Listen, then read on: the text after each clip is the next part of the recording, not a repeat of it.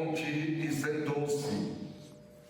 Os discípulos aproximaram-se e Jesus começou a ensiná-los. Bem-aventurados os pobres em espírito, porque deles é o reino dos céus. Bem-aventurados os aflitos, porque serão consolados. Bem-aventurados os mansos, porque possuirão a terra. Bem-aventurados os que têm fome e sede de justiça, porque serão saciados. Bem-aventurados os misericordiosos, porque alcançarão misericórdia. Bem-aventurados os puros de coração, porque verão a Deus. Bem-aventurados os que promovem a paz, porque serão chamados filhos de Deus. Bem-aventurados os que são perseguidos por causa da justiça, porque deles é o reino dos céus. Bem-aventurados sois vós, quando vos injuriarem e perseguirem e mentindo, disserem todo tipo de mal contra vós por causa de mim. Alegrai-vos e exultai, porque será grande a vossa recompensa nos céus. Palavra da salvação. Glória a vós, Senhor. Hoje nós celebramos a festa de todos os santos e santas de Deus. Os santos que nós reconhecemos, que são canonizados, que estão nos altares, e os santos anônimos. Bento XVI dizia que há santos que só Deus sabe o nome, e são muitos, Tanta gente santa que a gente tem nas nossas igrejas, nas nossas comunidades, nas nossas famílias, Tem pessoas que enfrentam todos os sofrimentos, todas as dificuldades, todos os desafios e não desiste da caminhada, não desiste da sua fé, fica firme, não fica reclamando, nem lamuriando, mas enfrenta tudo isso numa total abertura a Deus, uma atitude de confiança, de esperança. Pessoas santas.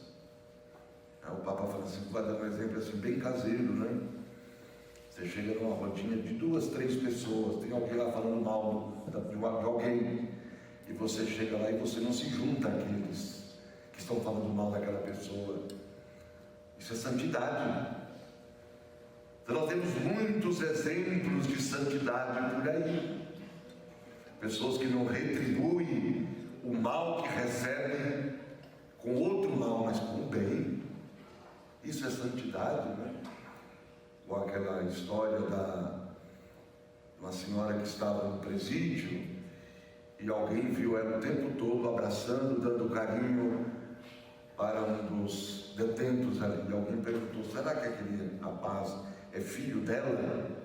Porque ela está dando tanto carinho para ele, abraçando, não sei o quê. Não, aquele sujeito lá matou o filho dela. Então isso é santidade.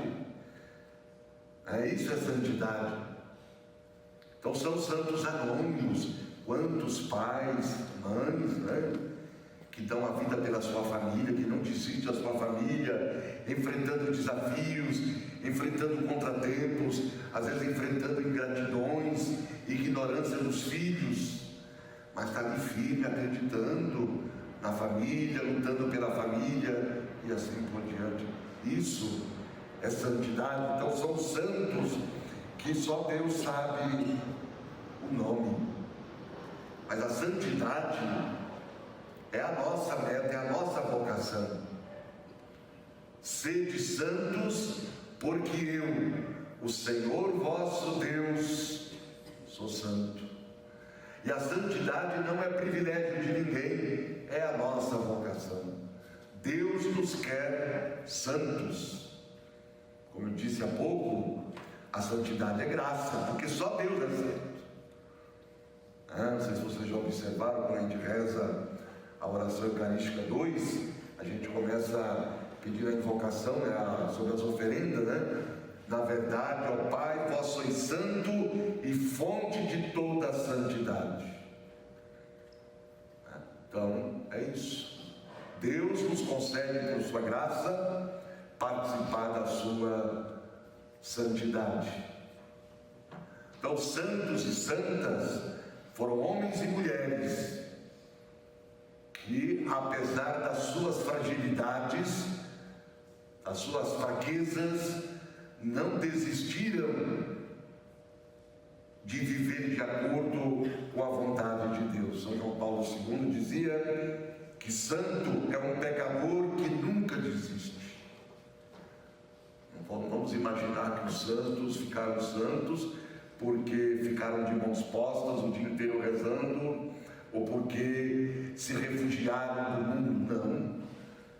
Ninguém fica santo se desligando do mundo, das realidades do mundo, mas são nas realidades do mundo que nós vamos nos santificando. Estamos no mundo e não somos do mundo. E quando nós falamos não somos do mundo, não é no sentido que nós temos que condenar o mundo. Hoje tem muito isso, as pessoas querem condenar tudo, parece que o mundo não presta, não é bem assim. Mas é no sentido assim, daquilo que está errado no mundo.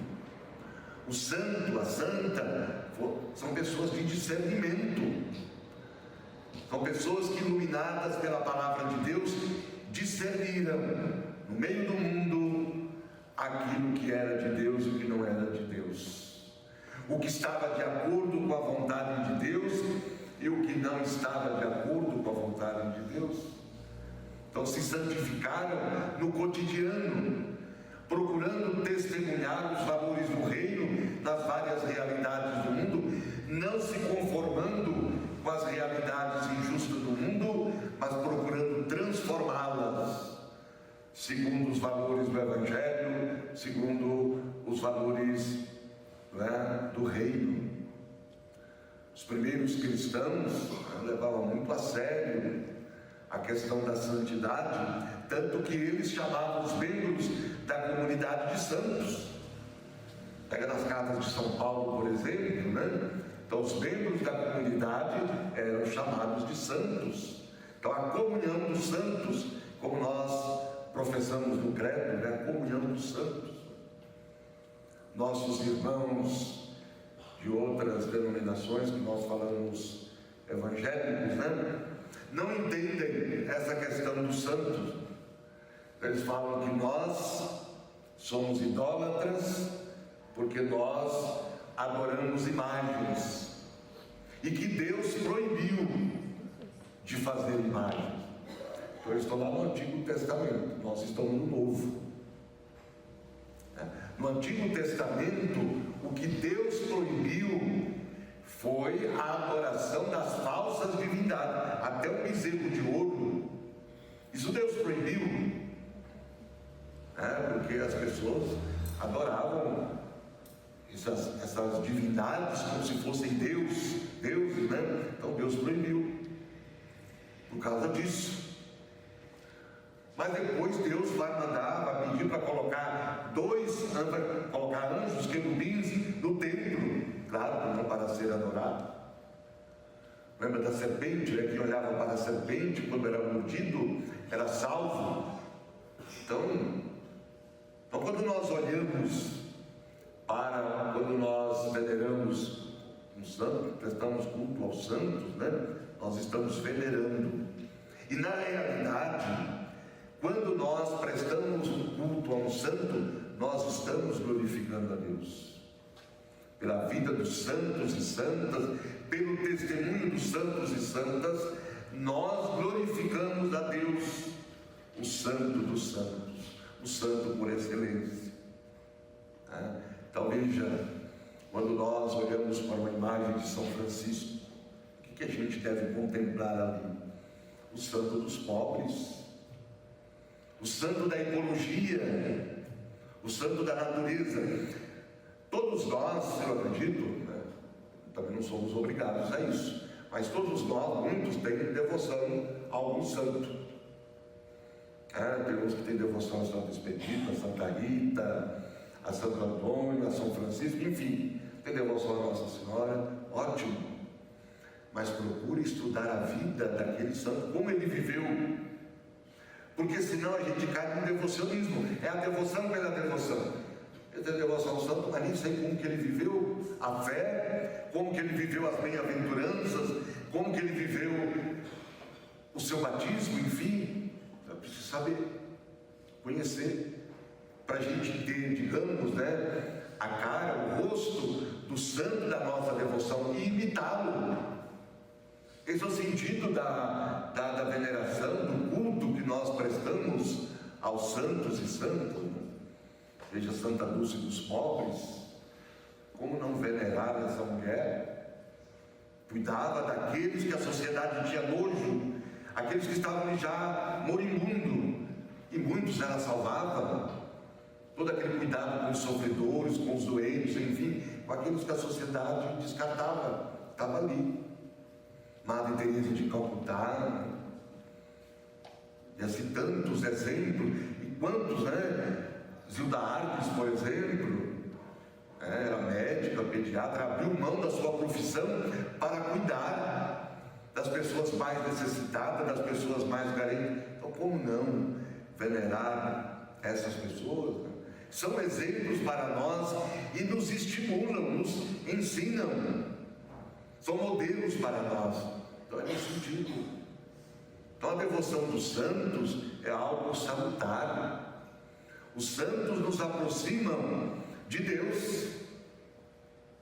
Eu vi uma frase muito bonita, muito significativa, dizendo assim: os santos, santas, são como que um riacho, um ribeirão, que nos conduzem ao grande rio que é Jesus. Então toda devoção aos santos, santas, à Virgem Maria, tem que nos conduzir a Jesus. Senão é falso, senão é devocionismo. Tem que nos levar a se comprometer cada vez mais com Jesus Cristo, com seu reino, com seu Evangelho. Então nós podemos sim confiar na intercessão, na proteção dos santos, mas procurando imitá-los. E Nossa Senhora, o que nós vamos imitar nela? O seu sim. O sim ao projeto de Deus. Maria, que gera Cristo para nós, que gera Cristo para o mundo. Nós também, a imitando, vamos gerar Cristo para o mundo, gerar esperança para o mundo. Então nós bendizemos a Deus por tantas testemunhas, por tantos exemplos de santidade que nós temos. A primeira leitura, trecho do livro do Apocalipse, fala dos 144 mil que serão salvos, os eleitos, né? Então, tem pessoas que fazem uma leitura reducionista do Evangelho, ou fundamentalista, dizendo somente 144 mil que vai ser salvo. Não, 144 mil é a totalidade, é todo mundo. Deus quer que todos sejam salvos, né? Deus não quer que nenhum de nós se perca, mas Ele quer que todos sejam salvos. Então 144 mil é um número simbólico para dizer isso. Todos são chamados a participar do banquete da salvação, da vida plena, da santidade de Deus. Todos. E outra coisa também importante nesse texto do Evangelho, né?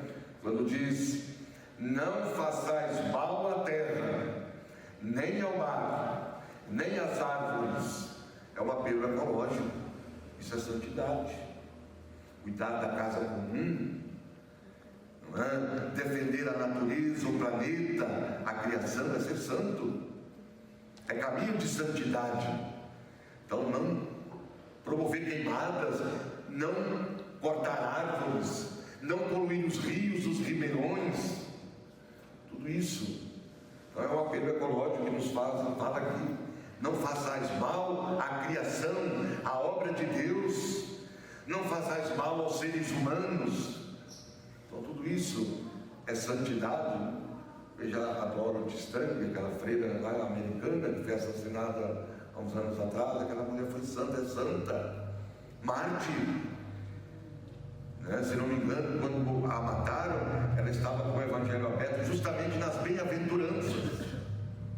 Ela deu a sua vida pelos povos da floresta, defendendo a dignidade dos povos da floresta. Santa.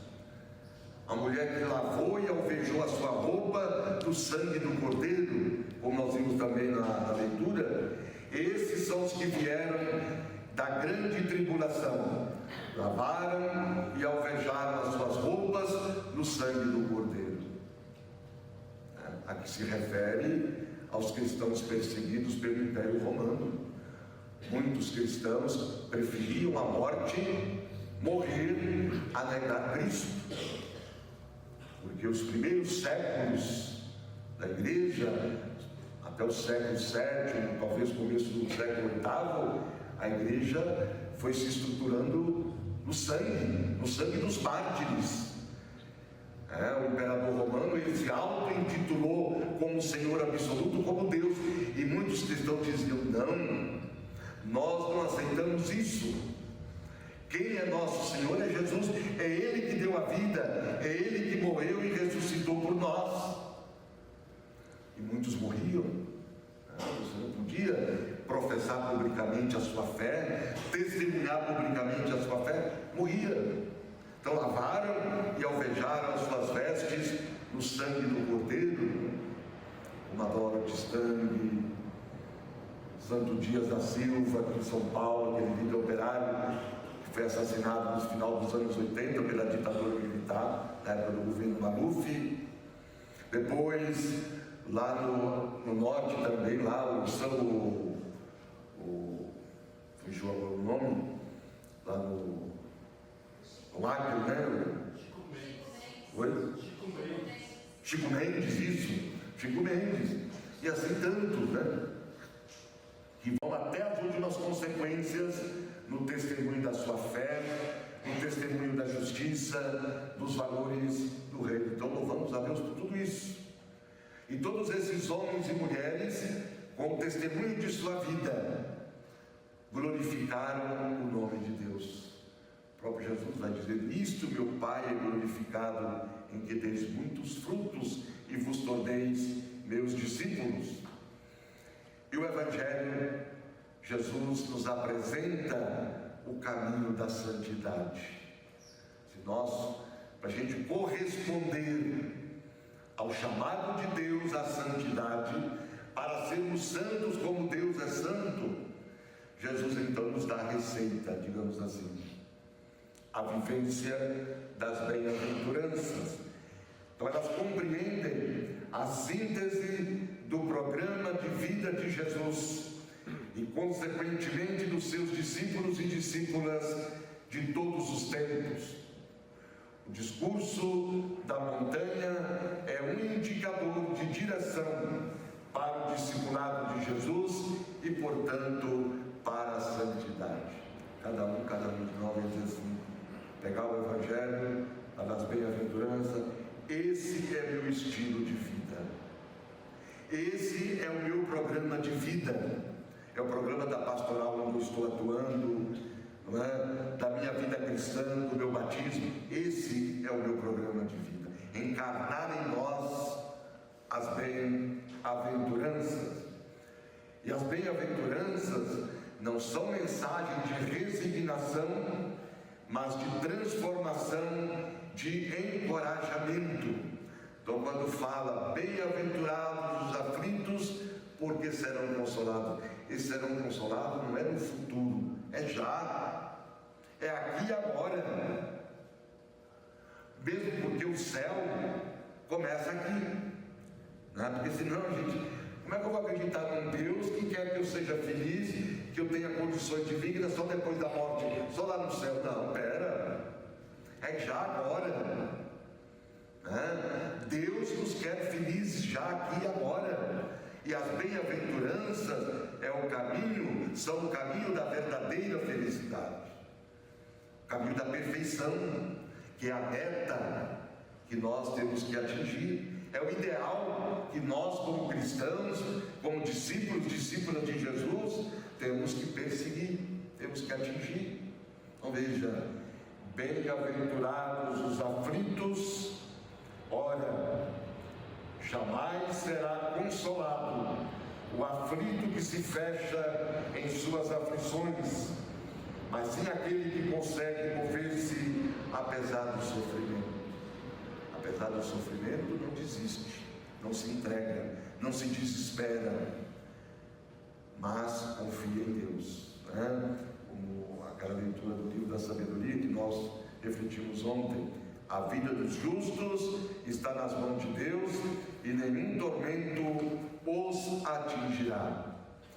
Bem-aventurados os mansos. Então, manso aqui não é cordeirinho, né?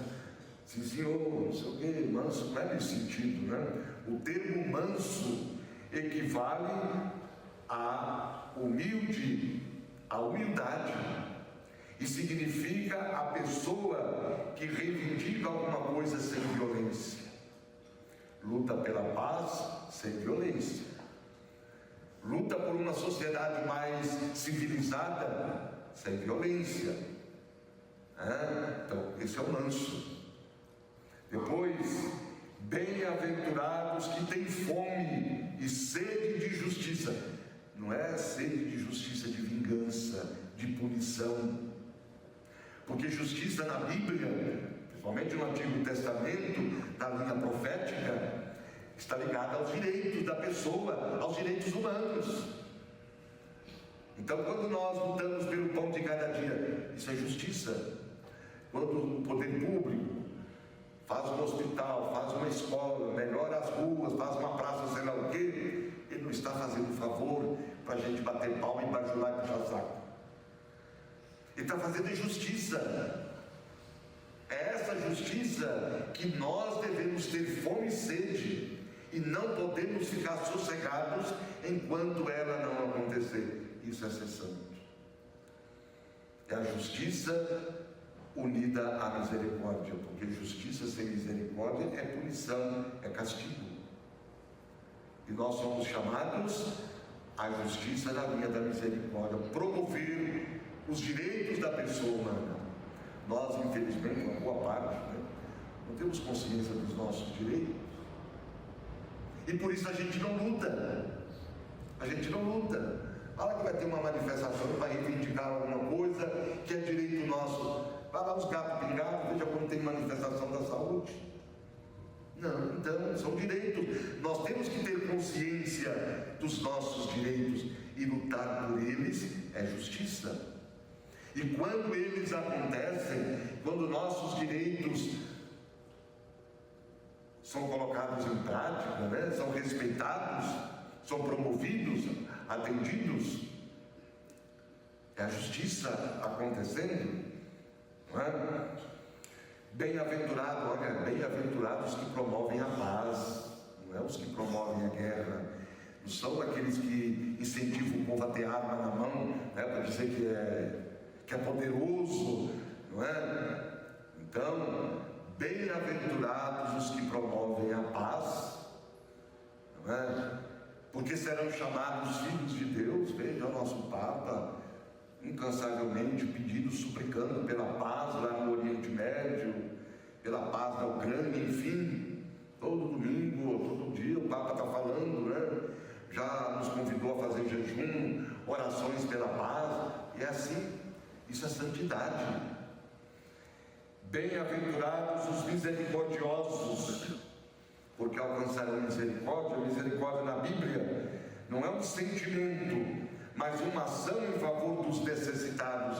É a ajudaria da justiça, aquilo que nós vimos ontem: tive fome e você me deu de comer, eu era migrante, peregrino, refugiado, você me acolheu. Jesus diria hoje: eu era morador de rua, E você não teve preconceito, você não me discriminou, você me acolheu, você foi humano comigo. Isso é misericórdia. Eu estava na prisão, estava doente, você cuidou de mim, você me visitou. Isso é santidade, isso é ser misericordioso. Viver as bem-aventuranças, portanto, é abraçar um projeto de sociedade alternativa que inevitavelmente entra em conflito com os sistemas dominantes baseados na exploração, no lucro, na sobreposição de uns sobre os demais. Felizes os que são perseguidos por causa da justiça, porque deles é o reino dos céus, meu irmão. Aqueles que, sendo perseguidos, sendo caluniados, sendo xingados e não sei mais o que, mas não desiste da luta pela justiça, não desiste dessa terra sem males, dessa terra onde corre leite e mel, que é o mundo que Deus quer, e por causa dessa luta toda é perseguido, é xingado e não sei mais o que, não sei mais o que, e às vezes é até assassinado. É essa justiça, isso é santidade, né? Jesus não quer que nós vivamos apenas uma bem-aventurança, escolhemos uma e vivemos ela. Eu vou escolher essa daqui, eu vou escolher essa outra. Não, Ele quer que todas sejam vividas, nenhuma